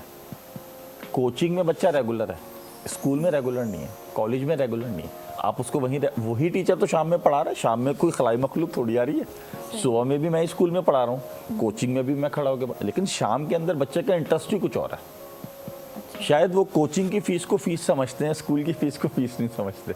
शायद ये इशू है, ये एक ट्रेंड बन गया है। ऐसा नहीं है कि सुबह में पढ़ाई, बच्चा रेगुलर आएगा सुबह में भी पढ़ाई होगी, लेकिन नहीं, ऐसा नहीं। ये तो हमारा माइंडसेट दूसरी तरफ चला गया है, और ये एक ऐसा माइंडसेट क्रिएट हो गया है कि अगर हम अपने बच्चों को ट्यूशन ना भेजें, कोचिंग ना भेजें, तो हम समझते हैं हमारा बच्चा पीछे रह जाएगा। ये भी हो सकता है, शायद इसकी काफ़ी वजूहत हो सकती हैं। शायद पेरेंट्स अपने बच्चे को ज़्यादा से ज़्यादा पढ़ाई में इंडल्ज रखना तो आप चाह सुबह रहे हैं। में भी तो रेगुलर करें। हाँ। हमारे पास इंटरमीडिएट सेक्शन के अंदर जितने कॉलेजेस हैं, इवन तो गवर्नमेंट हो या प्राइवेट हो, कितनी % अटेंडेंस है कॉलेजेस में? 30 to 20%। लेकिन वही स्टूडेंट कोचिंग के अंदर 90% अटेंडेंस दे रहा है। तो डिफरेंस तो यहाँ पे आ रहा है ना। अगर ज़्यादा पढ़ना है तो पहले आप सुबह रेगुलर हो, उसके बाद देखें एक्स्ट्रा क्लास का मतलब क्या होता है। मैंने 8 to 2 पूरा स्कूल गया या अपने कॉलेज गया, अपनी एकेडमी गया, मैंने पढ़ा, कुछ चीज़ों में मुझे प्रॉब्लम हो रही है तो मैं एक्स्ट्रा क्लास की तरफ जाऊँगा ना। मैंने 8 से 2 वाली क्लास ही नहीं ली और 3 से 4 बजे मैं बोल रहा हूँ मुझे एक्स्ट्रा क्लास दें, इसका तो कोई मीनिंग ही नहीं है ना, कोई पर्पस ही नहीं है। मतलब कोचिंग सेंटर्स को अगर आप उस कॉन्सेप्ट में लेके चलें कि अगर मैं जिस सब्जेक्ट में वीक हूँ उसके लिए मैं कोचिंग सेंटर चला जाऊँ, बिल्कुल ऐसे ही। लेकिन अगर मैं स्कूल जा रहा हूँ, कोचिंग भी जा रहा हूँ, स्कूल में मैं सिर्फ जो है दोस्तियाँ बनाने जा रहा हूँ और कोचिंग सेंटर में जरा तो ये तो गलत पढ़ने जा रहा हूँ। अब देखें बहुत सारे स्टूडेंट्स ऐसे हैं जो अपने स्कूल को रेगुलर रखते हैं, ना उनको ट्यूशन की ज़रूरत है ना कोचिंग की ज़रूरत है। वो सैटरडेज़ में या वीकेंड्स के अंदर अपने टीचर से एक्स्ट्रा टाइम लेते हैं, अपने जो भी प्रॉब्लम्स होती हैं, न्यूमेरिकल्स होते हैं, उनको डिस्कस करते हैं, अंडरस्टैंड करते हैं एंड कैरी ऑन, अपनी एजुकेशन को आगे लेके चलते हैं बेहतरीन। अच्छा, क्या आपने बचपन में कोचिंग सेंटर्स और ट्यूशंस ये ली या फिर आप स्कूल और कॉलेज? हम भी इसी जनरेशन के हैं, मैंने भी बिल्कुल कोचिंग सेंटर ज्वाइन किया। तो ऐसा तो नहीं था आप जब स्कूल जाते थे तो स्कूल तो आप इसे टाइम पास के लिए जाते थे और जो है नहीं, स्कूल में भी रेगुलर आपकी एजुकेशन जो है कोचिंग सेंटर से आप नहीं, स्कूल में भी हम रेगुलर थे, लेकिन कोचिंग ऐसे कह लें कि पेरेंट्स की तरफ से था कि नहीं जी पढ़ना है और हाई से हाई परसेंटेज लेनी है, तो इस वजह से जो है हमने कोचिंग को भी ज्वाइन रखा। दोनों तरफ थे, ऐसा नहीं है कि स्कूल नहीं, और स्कूल हमारा रेगुलर था। हमारे तो दौर में छुट्टी का तो कॉन्सेप्ट ही नहीं था। ये तो अब हल्का सा सर में दर्द, पेट में दर्द तो छुट्टी। हाँ। अब ऐसा नहीं है। सही है। अच्छा, आप क्या समझते हैं कि इसमें अभी चेंज आया है, एजुकेशन में क्या चेंज आया है? जब 20 साल पहले जब सोशल मीडिया नहीं था, एग्जिस्ट ही नहीं करता था, और इस दौर में नहीं थे कि भाई हमने पोस्टिंग भी करनी है, हमने ये सारी चीज़ें भी देखनी है और साथ साथ पढ़ाई को भी देखना है, सिर्फ पढ़ाई थी और एक बड़ा सिंपल सा दौर था। क्या चेंजेस हैं अब एजुकेशन में? मैंने आपको भी बताया ना कि एजुकेशन का सोशल मीडिया से कोई ताल्लुक नहीं है। पहले जो एजुकेशन आपकी थी, इंटरेक्शन स्टूडेंट्स के साथ है तो उस हिसाब से पूछ रही हूँ। देखिए पहले जो स्टूडेंट था ना वो फोकस करता था अपनी स्टडीज़ को, उसके जहन में टारगेट्स मौजूद थे। पहले के दौर में क्या होता था, स्टूडेंट्स के पास डिफरेंट फील्ड्स होती थी, उनकी क्लासेस हो रही हैं, उनकी वर्कशॉप्स हो रही हैं, उनको बाकायदा आने वाली फील्ड्स के हवाले से आगाही दी जा रही है। आज के जो स्टूडेंट्स हैं ना वो नंबरों की दौड़ पे चल रहे हैं कि मैंने बस किसी भी तरीके से A1 ग्रेड लेना है, 85% लेनी है। आज के बच्चे के जहन में बस एक इंजीनियरिंग फील्ड है और दूसरी मेडिकल फील्ड है, तीसरी कोई फील्ड नहीं है। जबकि अगर आप पिछले 10 सालों की एजुकेशन में देखें तो कॉमर्स को बहुत ज़्यादा बाउंस मिला है। पहले बच्चे कॉमर्स को समझते थे डल स्टूडेंट शायद लेते हैं, या तो इंजीनियरिंग लेंगे या मेडिकल, जिसका एडमिशन नहीं हो रहा वो कॉमर्स को, आर्ट्स को समझा जाता था ना, जो कॉमर्स को भी ऐसे। अब कॉमर्स तेज हो गई, अब आर्ट्स को आज भी समझा जाता है कि डल स्टूडेंट लेंगे। ऐसा नहीं है, हर एक बच्चे का एक अपना मेंटल लेवल है, हर चीज़ को प्रमोट किया जाए। देखिए हमारे पास उर्दू और इस्लामियत के भी कुछ ऐसे टीचर्स मौजूद हैं, बच्चा जिनकी क्लासेस लेने के लिए जो है वेट करता है कि नहीं मैंने फलाने सर से ही पढ़ना। ऐसा नहीं है उर्दू इस्लामियत की वैल्यू नहीं, पढ़ाने वाले के ऊपर डिपेंड करता है वो पढ़ा किस तरीके से रहा है, उसके पास अपनी सब्जेक्ट नॉलेज कितनी है। अगर उसकी अपनी सब्जेक्ट नॉलेज है, वो सब्जेक्ट एक्सपर्ट है, तो वो इस्लामियात पढ़ा है, उर्दू पढ़ा है या केमिस्ट्री और मैथ्स पढ़ा है, स्टूडेंट उसकी क्लास को एंजॉय करेंगे, उसको रिजल्ट देंगे। अगर पढ़ाने वाला टीचर केमिस्ट्री का ही अच्छा नहीं है तो वो कुछ भी पढ़ाए, वो बच्चे उसकी क्लास में एंटरटेन नहीं होंगे। और यही वजह होती है कि फिर बच्चे शाम में कोचिंग की तरफ जाते हैं। देखिए ये भी ज़रूरी नहीं है तमाम डिग्री होल्डर्स टीचर ही बन जाए। टीचर के अंदर कुछ प्रॉपर्टीज़ होती हैं, कुछ एक्सपर्टीज़ होती हैं, तो एलिमेंट्स होते हैं, तो वो टीचर्स आपको आज भी एजुकेशन सेक्टर के अंदर एक अच्छे लेवल पे नज़र आएंगे। और कुछ टीचर्स ऐसे हैं, सॉरी टू से, जिनको आजकल शायद कोई काम नहीं मिल रहा तो वो बोलते हैं टीचिंग ही कर लेते हैं। जब तक जॉब सर्च कर रहे हैं, जब तक अच्छी जॉब नहीं मिली तब तक टीचिंग कर लेते हैं। ये वजह होती है कि बच्चा कोचिंग सेंटर की तरफ और प्राइवेट ट्यूशन्स की तरफ जाता है। अच्छा, आपकी जब प्रोफेशनल लाइफ स्टार्ट हुई तो क्या चेंज आया? क्योंकि आप माशाल्लाह जनरल सेक्रेटरी भी हैं और कुछ अल हदीद फाउंडेशन, अल Hadid private school management association, सही है, और उसके साथ साथ जो है आप डायरेक्टर ऑफ स्कूल्स भी हैं। तो क्या देख रहे हैं आजकल हमारे प्राइवेट स्कूल्स का जो एक कहा जाता है ना माफिया है? नहीं देखिए, तो क्या वाकई ऐसा है? मैं आपको एक बात बताऊं, माफिया वर्ड ही गलत है एजुकेशन के अंदर। माफिया नॉर्मली आप किन लोगों के लिए यूज़ करते हैं? एजुकेशन के अंदर ऐसे कौन से लोग हैं जिनको आप माफिया कहना चाह रहे हैं? जो पैसे ज़्यादा लेते हैं। नहीं, पैसे कोई भी ज़्यादा नहीं ले रहा। देखिए बात सर्विसेज के ऊपर है, बात सर्विसेज के ऊपर है। देखिए आजकल, बल्कि मैं आपको बताऊं, अभी पिछले दिनों भी मैं एक शो में था, वहाँ भी यही माफिया वर्ड यूज़ किया गया, तो मैंने इसकी तरदीद की। एजुकेशन सेक्टर के लोग माफिया हो ही नहीं सकते। किस लेवल में इनको माफिया कहा जा रहा है? पहले तो मुझे ये बात आप देखिए ना, हर चीज़ महंगी हो रही है। नहीं, हर चीज़ महंगी हो रही है, उसका एजुकेशन वालों को माफिया कहने से क्या ताल्लुक है? एजुकेशन को आप महंगा कर रहे हैं। आप हर साल देखिए ना, एजुकेशन में चाहे यूनिफॉर्म आ गया, कोर्स आ गया, आपकी स्कूल फीस, आपकी एनुअल फीस, ये चार्जेस, वो चार्जेस, हर चीज़ लगा के एक पेरेंट्स को इतना बर्डन कर देते हैं कि वो अब क्या क्या करे। तो मेरे ख्याल तो से आप इस महंगाई को कंट्रोल करें ना, थोड़ा सा रिलीफ होना चाहिए ताकि एजुकेशन और ज़्यादा। मैं यही बता रहा हूँ, तो आप इस महंगाई को कंट्रोल करें ना। अब एक प्राइवेट स्कूल टीचर या एक कोई भी शख्स है, एजुकेशनलिस्ट है, वो चाहता है मैं बच्चों को एक अच्छी तालीम दूँ। उसने एक इंस्टीट्यूट बनाया, अब वो इंस्टीट्यूट को रन करने के लिए रेवेन्यू कहाँ से जनरेट करेगा? क्या आपके प्राइवेट इंस्टीट्यूशंस को एक मुनासिब फीस हर पेरेंट्स जो अफोर्ड कर सके वो सही? वो यही तो पूछ रहा हूँ, वो फीस कितनी है?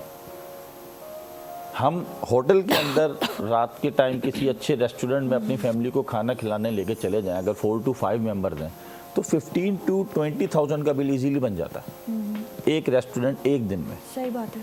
लेकिन अगर हम किसी स्टूडेंट से 3 to 4,000 मंथली फीस, जो एक चीपेस्ट फीस है, बहुत ज़्यादा नहीं है, वो चार्ज कर रहे हैं तो वो आपको महंगी लग रही है, क्यों? अच्छा, ये भी है कि जो आपने आउटिंग की बात की, होटलिंग की बात की, वो हर महीने तो नहीं होता या फिर हर वीक भी नहीं होता, once in a blue moon हो जाता है। लेकिन स्कूल फीस और ये सारी चीज़ें, एजुकेशन, ये तो मेन लायबिलिटीज है। स्कूल भी तो मंथ में एक मरतबा फीस ले रहे हैं, डेली तो नहीं ले रहे। एक्स्ट्रा जो चीज़ें हो जाती हैं बच्चों की स्कूल्स में, ये चार्जेस, आज ये चार्जेस, आज ये डे। नहीं, देखें जितने अच्छे इंस्टीट्यूट्स हैं, जितने अच्छे इंस्टीट्यूट हैं, at the time of admission हर चीज़ को डिक्लेयर करते हैं। सही है। इवन दो कि वो उनकी एडमिशन फ़ीस है, ये उनकी मंथली फ़ीस है, या ये उनके लैब चार्जेस हैं, वो डे 1 को आपको बता देते हैं हमारे ये चार्जेस हैं, मतलब एक्स्ट्रा चार्जेस नहीं होते। उसके बाद। अगर वो उसके अलावा ले रहे हैं तो वो गलत कर रहे हैं। तो कुछ स्कूल्स ये भी तो कर रहे हैं ना, नहीं लेते। तो इसी होता क्या मैं बताता हूँ, आप eight the time of admission हमारे पास आए, हमने आपको अपना एक वाउचर दे दिया, भाई ये चार्जेस आपने जमा कराने। अब पेरेंट्स कहते हैं मुझे थोड़ी सी लीनियंसी दें, फिलहाल मैं आपको ये चार्जेस दे रहा हूँ, ये वाले चार्जेस मैं आपको नेक्स्ट मंथ दे दूँगा। हमने उनको ओके कर दिया कि ठीक है यार, बच्चे को पढ़ाना है, एक फीस अगले महीने आ जाएगी, कोई इशू नहीं है। अब जब नेक्स्ट मंथ वो उनको बोलते हैं वाउचर दे के कि भाई ये आपकी ड्यूज़ रहते हैं जमा कराएं, तो इल्ज़ाम आ जाता है आप लोगों को तो फीसें लेनी है, कभी ये चार्ज। भाई तो eight the time of admission बताया था ना। हाँ, हमने एक चार्जेस आपको बताया eight the time of admission और फिर 3 महीने के बाद 3 नए चार्जेस आपको दे दिए, ये गलत है। ऐसा कोई भी नहीं करता, ये एक हवा बनाया हुआ है। दूसरी बात, 70% स्कूल रेंट की बिल्डिंग्स में, बिल्कुल ऐसे ही है। तो जो स्कूल ऑनर है वो रेंट कहाँ से देगा? जो एक प्रिंसिपल एडमिनिस्ट्रेटर स्कूल को रन कर रहा है वो कहाँ से देगा? यूटिलिटी बिल्स डेली की बुनियादों पे बढ़ाए जा रहे हैं। बिजली के बिल कहाँ से कहाँ पहुँच गए, कैसे पूरा किया जाए उसको? पानी के बिल्स कहाँ से पूरे किए जाएँ? फिर स्कूल रजिस्टर्ड होता है, रिकग्निशन होती है, ये सारी फीसेस भी होती हैं। उसके बाद टीचर्स की सैलरी को भी देखना होता है। ये सारी चीज़ें हमने एक स्कूल फीस ही तो पूरी करनी है। हम ये थोड़ी है कि स्कूल फी हर 3 महीने पे बढ़ा रहे हैं। एक ईयर के बाद 5% का गवर्नमेंट की तरफ से नोटिस है कि इंक्रीमेंट लगेगा, 5% हम फीस बढ़ाते हैं, उस पर भी शोर होता है। अच्छा, अब सर स्टाफ पे भी आते हैं क्योंकि काफ़ी टीचर्स की जो सैलरीज भी बड़ी कम होती हैं प्राइवेट स्कूल्स में, तो क्या इसके खिलाफ कोई नहीं होती कम? देखिए, एक प्राइवेट स्कूल की अगर फीस ही 1500 रुपये है तो वो आपको 50,000 रुपये सैलरी नहीं देगा। बिल्कुल ऐसे ही है। अच्छे private school just like smart हो गया, सिटी स्कूल हो गया, और ये अच्छा, बिकन हाउस हो गया। ये भी देखा गया है काफ़ी टीचर्स, काफ़ी जो हायरिंग होती है वो इंटर की बच्चियां, उन्होंने मैट्रिक किया हुआ होता है, उनको छोटे हायर स्कूल्स में करते ना, हैं। मैंने भी आपसे थोड़ी देर पहले बोला ना, ये हमारे स्टूडेंट्स जो वहाँ पे एजुकेशन के लिए आ रहे हैं उनके करियर पे ये इफेक्ट नहीं होगा? बहुत ज़्यादा इफेक्ट, मैं यही तो आपसे कह रहा हूँ। अब ये जो बात होती है ना कि कम फीस पे आ रहे हैं, जो 1000-1500 रुपये बच्चे को लेके पढ़ा रहे हैं, हम तो ये देखते हैं चलो पढ़ा तो रहे हैं ना, तो वहाँ पर जो टीचर्स हैं 70% 60% वो या तो फ्रेश ग्रेजुएट होते हैं या इंटरमीडिएट होते हैं। सही है। और फिर वो यही लोग होते हैं, जैसे ही उनको फिर आगे अच्छी अपॉर्चुनिटी मिलती है वो स्लिप कर जाते हैं।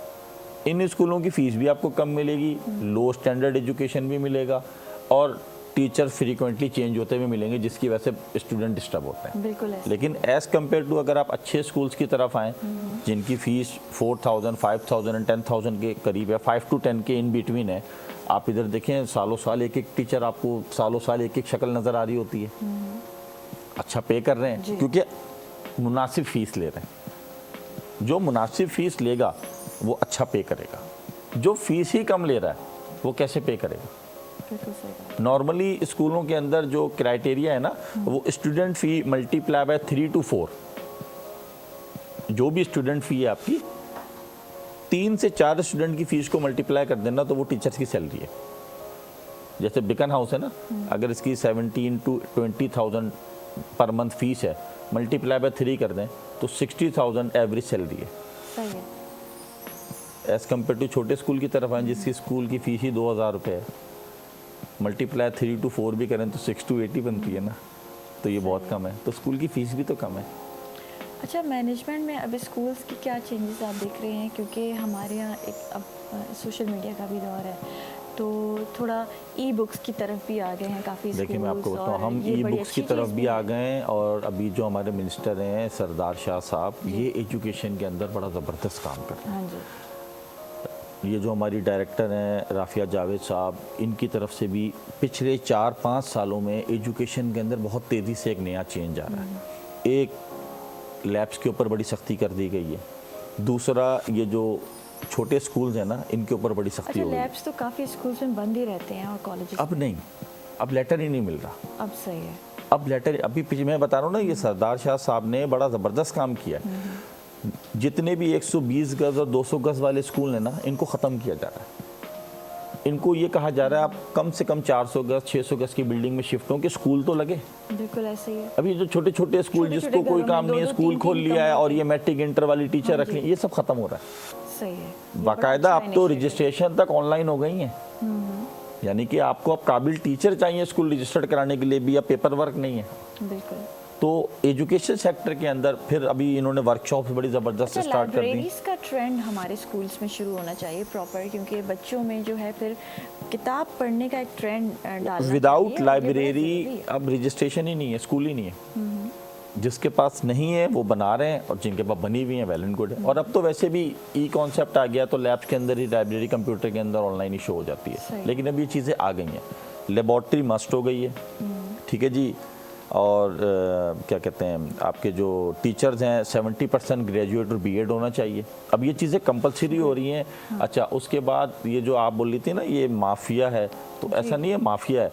अब तो स्कूलों के अंदर 10% फ्री शिप का कॉन्सेप्ट बड़ा सख्त कर दिया गया है। नहीं, 10% फ्री शिप भी कंफर्म कर दी गई है, यानी आपने अपने स्कूलों में 10% स्टूडेंट्स को फ्री पढ़ाना है। स्कॉलरशिप्स वगैरह तो अलग अलग हैं, बहुत सारे अच्छे इंस्टीट्यूट हैं। अब जैसे हमारे अपने कैंपसेस हैं, हमने तो बच्चे को एजुकेशनल इंश्योरेंस भी दी हुई है। फॉर एग्जाम्पल, मेरे स्कूल में एक बच्चा पढ़ता है, अगर उसके गार्जियन में से फादर मेन कमाने वाले थे, अगर वो डिसेबल हो जाते हैं या अल्लाह ना करे डेथ हो जाती है, वो स्टूडेंट मेरे स्कूल में ताहयात फ्री है अप टू मैट्रिक, उससे कोई सिंगल पेनी चार्ज नहीं करते हैं। ऐसे इनिशिएटिव्स लेने चाहिए, ऐसे बहुत सारे इंस्टीट्यूट ले रहे हैं। हाँ। लेकिन हम अच्छी चीज़ों को सामने ही नहीं लेके आते, हम तो नेगेटिविटी को शो ऑफ कर रहे हैं आजकल। 10 अच्छे काम करेंगे, कोई भी हमें अप्रिशिएट नहीं करेगा। एक अगर गलती हो जाएगी तो ऐसा सोशल मीडिया पे हम डंडोरा पीटते हैं कि जी इससे बुरा शख्स कोई नहीं है। नहीं, ये बड़ी अच्छी चीज़ है, जो भी अच्छे पॉजिटिव आपने चीज़ें बहुत सारे लोग कर रहे हैं, बताए हैं, और ये आम करना चाहिए, इन चीज़ों को कॉमन करना चाहिए। लाइब्रेरीज होनी चाहिए, लैब्स होने चाहिए, और जैसे आपने कहा कि फ्री शिप होना चाहिए, बिल्कुल 10% होना चाहिए। इतना ये बहुत ज़रूरी है, क्योंकि इससे ना हमारे यहाँ एजुकेशन फिर कॉमन होगी, और हमारा मेन इनिशिएटिव, हमारा मेन पर्पस यही है कि तालीम आम हो। नहीं, अब ये काम बहुत तेज़ी से हो रहा है। इसके ऊपर मिनिस्टर साहब भी बड़ा एक्टिव हुए हैं और बड़े अच्छे इकदाम कर रहे हैं और लीनियंसी भी दे रहे हैं। अच्छा, अब जितने अच्छे काम हो रहे हैं, तो अब के बाद 5 साल बाद, 10 साल बाद आप एजुकेशन को कहाँ देख रहे हैं? क्या बेटरमेंट्स आप एक्सपेक्ट कर रहे हैं? नहीं, चेंज आया है। देखें, आईटी की फील्ड में बहुत ज़्यादा इम्प्रूवमेंट आई है। अगर हमारी बेसिक एजुकेशन अच्छी होगी तो आगे जाके आपको डिफरेंट सेक्टर्स के अंदर अच्छी चीज़ें नज़र आएंगी। अब जैसे हमारा आईटी सेक्टर स्ट्रॉन्ग हो गया है, आप देखें डिजिटल मार्केटिंग का कॉन्सेप्ट कितना स्ट्रॉन्ग होता जा रहा है। अब लोग अब वर्क फ्रॉम होम का कॉन्सेप्ट आ गया है। इसका मतलब आप टेक्नोलॉजी के करीब जा रहे हैं। अब टेक्नोलॉजी यूज़ हो रही है तो आप ये चीज़ें नज़र आ रही है ना। आज से 5 साल पहले वर्क फ्रॉम होम का कॉन्सेप्ट ही नहीं था, क्योंकि हमारे पास टेक्नोलॉजी नहीं थी। हम अपने आईटी सेक्शन को हम बहुत बैक थे हम, लेकिन आज हम आगे आए तो ये चीज़ें हो रही है ना। ज़बरदस्त। अच्छा, लास्ट मैसेज क्या देना चाहेंगे हमारे नाज़रीन को? यही देना चाहेंगे कि एजुकेशन सेक्टर के अंदर पेरेंट्स को जो है ना अपने बच्चों के लिए टाइम निकालना होगा। 24 घंटे में से 6 घंटे के लिए स्कूल भेजने के बाद अगर वो ये समझते हैं कि तमाम तर जिम्मेदारी स्कूल और टीचर्स की है, तो ये बिल्कुल गलत है। जिन पेरेंट्स के पास अपने बच्चों के लिए टाइम नहीं है, वो बच्चे बेहतर तालीम हासिल नहीं कर सकते। हमें अपने लिए खुद टाइम निकालना होगा, तो फिर इन मसाइल का हल बेहतर तरीके से हो सकता है। चलिए जी, thank you so much. Thank you. बहुत अच्छा लगा आपसे बात करके। नाज़रीन, इतने सारे प्रोग्राम जो टाइम बिल्कुल ख़त्म थी वियो आहे। उम्मीद आहे त अव्हांखे अॼु जो शो भी ॾाढो बणियो हूंदो ऐं सुभाणे अव्हां सां वरी मुलाक़ात थींदी। तेसिताईं मूंखे रखंदा पंहिंजी दुआउनि में यादि। अल्लाह हाफ़िज़। पाकिस्तान ज़िंदाबाद।